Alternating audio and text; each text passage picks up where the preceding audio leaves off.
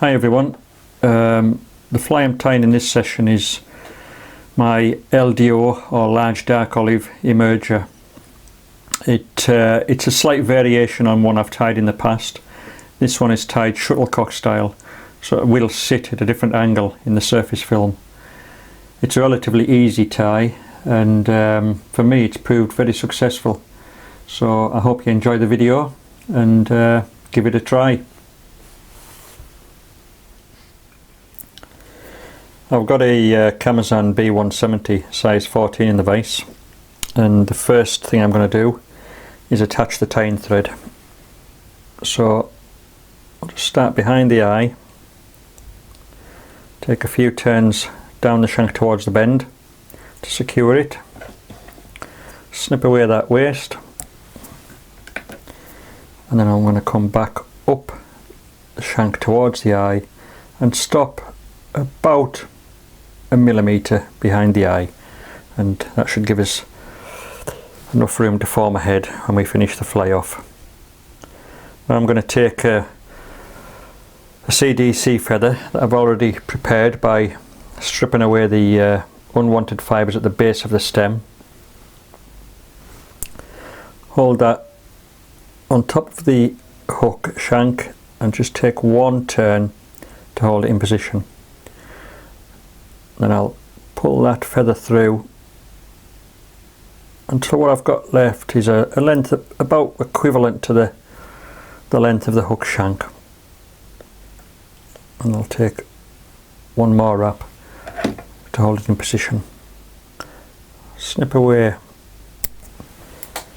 the unwanted section, and so I know that there's enough feather to support the fly. I normally use at least 2 CDC feathers, so I'll take another one. Again, I've prepared it. Take that second wrap off, hold the feather on top of this hook shank and take one turn to secure it or hold it in position, and then I'll slide that one through using the first feather as a gauge to get my length. That's it. And now I'll take the couple of wraps, 2 or 3 wraps to secure it, and cut away that unwanted section. Right, now we're going to take the thread down the hook shank towards the bend. Just wind it down in touching turns.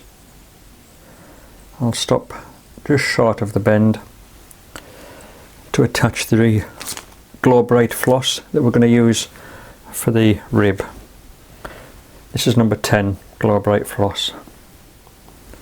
So I'll hold that under the shank, take a turn to secure it, just pull that through to shorten that stub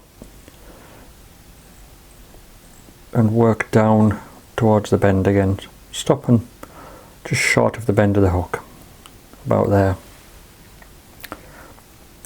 And now we're ready to dub the body. For the dubbing I'm using dark olive or some Possum.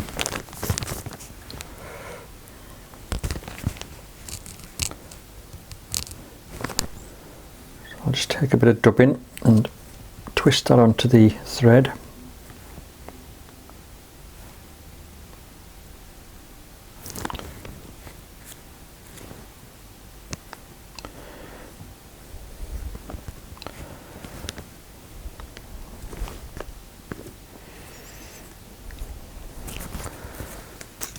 And then we're going to wind that dubbing or dubbed thread up the hook shank towards the CDC feather, and we'll just make a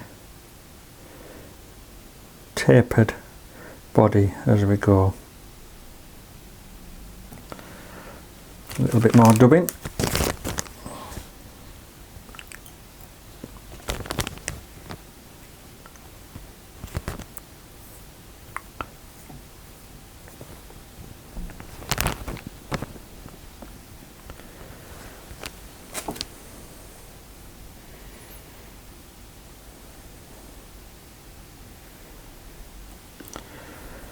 Right, we're back up to the CDC. Now we'll take the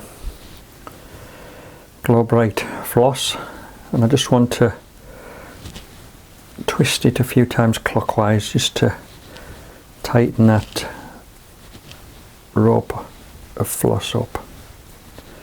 There we go, and now we're going to bring this up the body in relatively even open turns.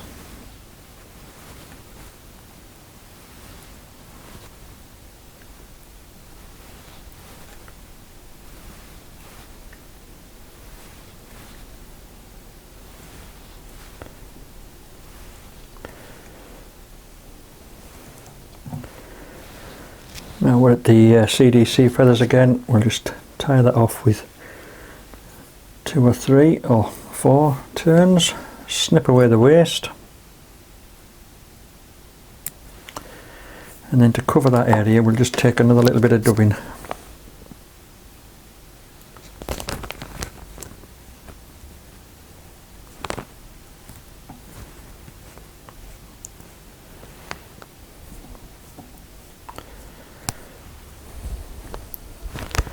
Before I put this on, I'm just going to check to see if I have enough room for forming my head. Yes, that's fine.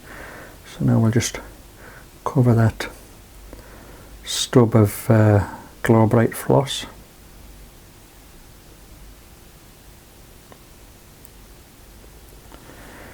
And then hold the CDC feathers back, come in front of them, and just take a few wraps to build that head up.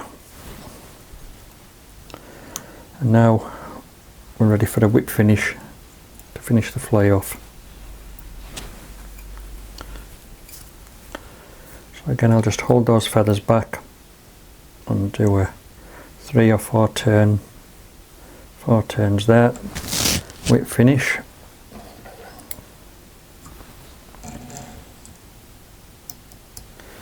Snip away the thread, and now we're ready for a touch of varnish to seal that thread, and that's the fly finished.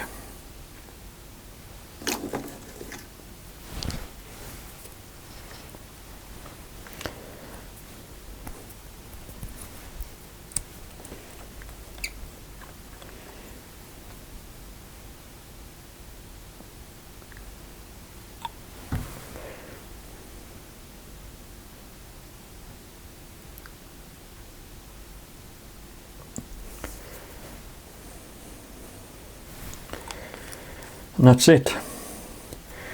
A relatively simple large dark olive emerger, but for me it's been very effective.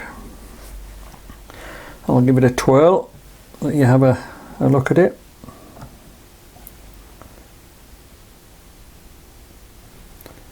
Try and zoom in a little bit.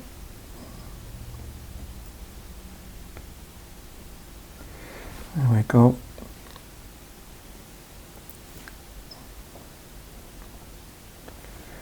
How many CDC feathers you use on this fly depends on the quality of the feather. Normally I'll use a minimum of 2, but sometimes it can be 3. But however many you use, what you need to do is to make sure you have enough to support that fly. You don't want it sinking. Right, so I hope you like that, and if you try it, I hope it works for you.